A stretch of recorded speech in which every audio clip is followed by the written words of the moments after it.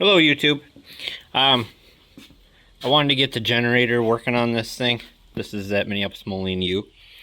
And what I found out, this was the old voltage regulator.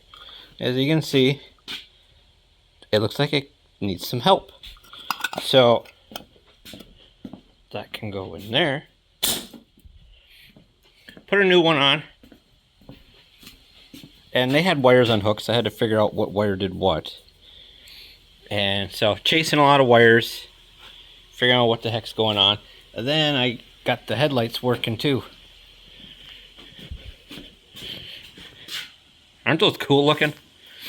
But anyhow, I gotta zip tie this wire in place. I ran a jumper wire across because in the wiring harness, I think the wires broke because I could not get power back there. But anyhow, we got lights. No rear light. I'm sure that one's burnt out. This one I was missing and I found one for it, but there's no bulb in there, or no guts even. So I don't even think I can get this one apart. But at least you got headlights. Alright, that's the update on this thing. Spent a few hours chasing wires and figuring out what the heck's going on. Alright, that's the update for the U. Alright, little side note, well, not side note, but so I pulled this off one of the forums. This is how I figured out the wiring. This is the regulator I bought. I think it's from D&B.